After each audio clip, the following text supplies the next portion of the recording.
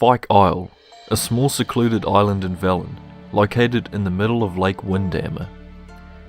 Fyke Isle has quite a dark history to it, including the study of the Catriona Plague with the use of unwilling human test subjects, the murder of a family, as well as the practice of dark rituals. In this video, we're going to be delving into the backstory of Fyke Isle. The small island of Fyke Isle has two distinct features to it, one being the tall tower to the east and the other being the ceremonial grounds to the west, called the Circle of Stones. Let's start with the Circle of Stones. This is the site where the local peasants perform their sacred ritual on Forefathers Eve.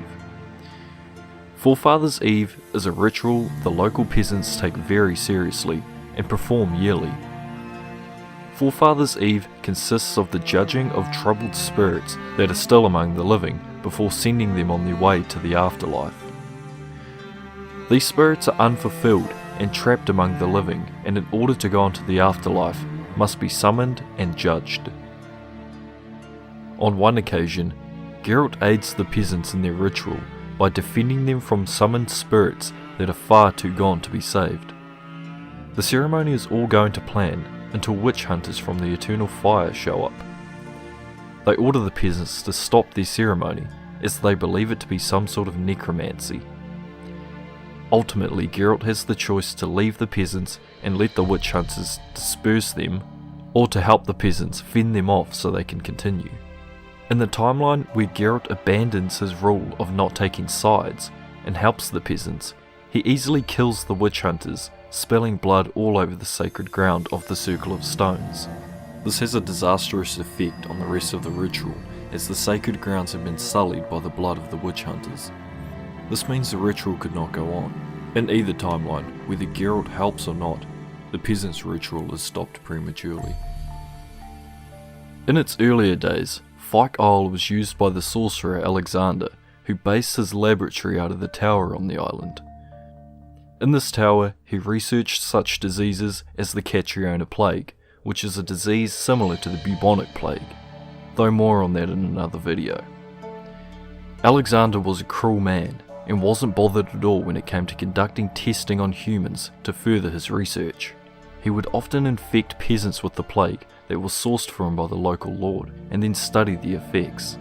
Most of the peasants that were used for the testing were already ill and starved, as the lord that supplied them would only supply prisoners from his dungeon. This bothered Alexander, as he already had a prior agreement with the lord that the peasants supplied would be in a condition fit for testing. At the top of the tower is Alexander's laboratory, which still contains quite a bit of his research material, including the remains of his most recent test subjects. Also in the laboratory, a journal can be found that contains some of Alexander's notes. It reads, "My experiments continue to return results I must consider unreliable. Methodological errors are not at fault. The problem lies in the shoddy and fallible research material I am forced to work with.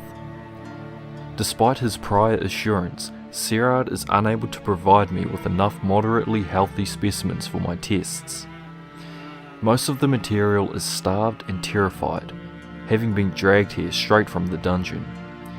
I waste a great deal of time daily washing and delousing them before I will so much as let them step foot into my laboratory. Sterility first." This gives you an insight into what kind of person Alexander is. It shows he has no moral qualms towards using humans as test subjects, as he just refers to them as research material. Alexander wasn't the only inhabitant of the tower at the time. The local Lord Geralt, the lord that was supplying Alexander with the test subjects from his dungeon, moved his court to Fyke Isle upon the news of invading Nilfgaardian armies. After Geralt fled Crow's Perch for Fyke Isle, many of his vassals did the same and fled their lands, taking with them all the supplies and riches they could. This left a lot of the local settlements defenceless and abandoned, and therefore were easy targets for the Nilfgaardians. With the absence of the local lords and resources they took with them, along with the constant persecution from the Nilfgaardian soldiers, this left the remaining villagers feeling downtrodden, hungry and abandoned, Some of the villagers from the local settlements were fed up with the suffering, knowing that out on Fyke Isle was Count Sorcerer, safe with food and supplies. They decided something had to be done. The starving villagers planned to go across to Fyke Isle by boat and use Graham, Annabelle's lover, to try and get their way into the tower. This didn't work, and instead they had to storm the tower and break their way in by force. The villagers stormed through the front gate, burning, pillaging and destroying anything they could get their hands on. The yelling sounds and clashing alerted Sorcerer, who was at the time having dinner with his daughter Annabelle. Everyone in the tower was caught off guard and had no time to prepare for what was about to happen. Sorcerer ordered his daughter Annabelle to run to the top of the tower and hide in Alexander's laboratory. Before she could leave, Alexander stopped her and gave her a vial of liquid. He told her if the villagers reached her, then she was to quickly drink the liquid and everything would be okay. Annabelle agreed and ran and locked herself in the top of the tower. With the door broken, the villagers poured in and were straight away met by Sorcerer and Alexander, who tried to defend the tower, but the two of them were no match for the amount of villagers and were cut down easily. The villagers now began ransacking the place and filling their bags with loot. Disappointed with how quickly Sorcerer died, they began their search for his daughter Annabelle, all while continuing to destroy anything they could. After a few minutes of searching, the villagers grew tired and decided to force Graham to call out to her. Graham began calling out her name and telling her it was safe to come out. Annabelle heard Graham's voice and called back to him, which led the villagers to the top of the tower, where it was revealed she was hiding behind a secret door. Graham called out once more, and Annabelle opened the door to the laboratory. To her shock, it wasn't safe at all, and it wasn't just Graham awaiting her. As Annabelle opened the door, most of the villagers barged in and started grabbing and tearing at her dress. She knew she had to quickly drink the potion Alexander had given her. Graham tried to save her and was yelling at them to stop, but they just pushed him aside and ignored his pleas. Annabelle kicked and screamed and managed to break free long enough to open the vial and drink the potion, which when drank, made her drop to the floor and appear to be dead by masking all signs of life. The potion worked, and the villagers assumed she had just committed suicide by drinking poison, and therefore didn't want to touch her. With Annabelle now believed to be dead, the villagers went back to trashing the tower. With the looting continuing, some of the villagers came across cages of rats in the basement of the tower. These were the rats Alexander used for testing the Catriona plague alongside humans. The villagers, still raging with adrenaline, without a second thought, continued to break whatever they could in the basement, which in turn freed the rats from their cages and spread them throughout the tower and the rest of Fyke Isle. Luckily, these rats hadn't been infected with the disease, and therefore didn't spread it. As the villagers finally had enough of looting, they sailed back to their settlements, and the rats scurried around looking around the tower for food as they were starving after being locked in their cages for so long.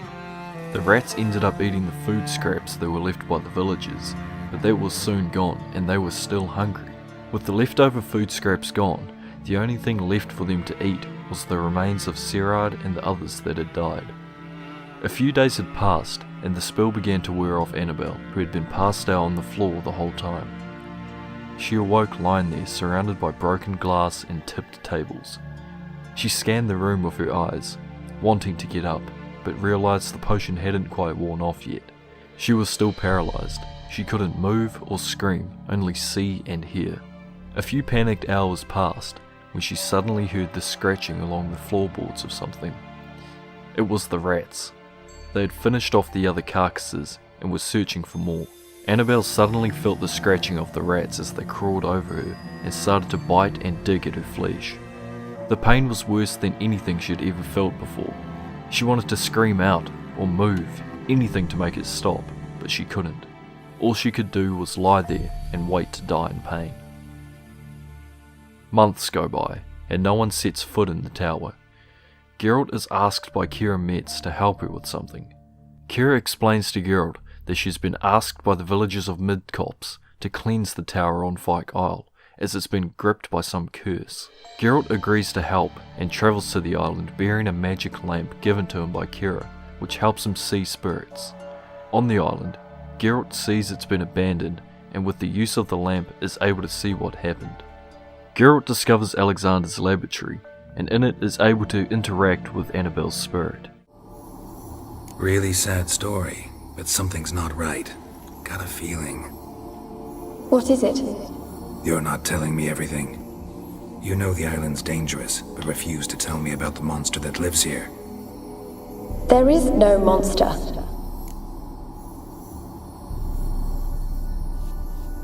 I think you're lying. Question is, why? To protect the beast? Or is it that... Stop! I will not hear this! I can't help you. Taking anything off this cursed island, from any cursed place, just too dangerous. And a dead woman's bones, that's asking for trouble. They said witches are heartless beasts. Will you bring Graham here then? I so long to say goodbye. Annabelle, listen. You never wished to help me, and here I had someone would finally take pity on me. After talking to the spirit and catching it in a lie, Geralt discovers that Annabelle's spirit has become a plague maiden, or pester. A plague maiden is a spirit that appears in the wake of a sickness or disease that takes many lives. This plague maiden could have been brought about due to Annabelle dying in Alexander's laboratory, where he performed research on the Catriona plague. Geralt realises that the only way to remove the curse from the tower and get rid of the plague maiden is to bring Annabelle's lover Graham to the tower so he can proclaim his love for her. After informing Graham about this, he agrees to come to the tower and do whatever it takes to free Annabelle.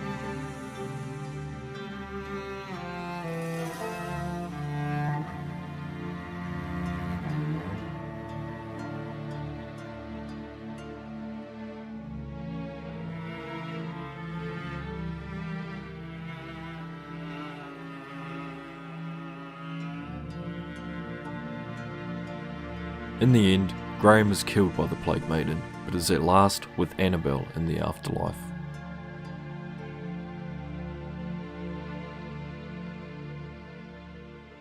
And that is the dark history of Fyke Isle. If you enjoyed the video, please leave a like and subscribe for more witch related videos. Thanks.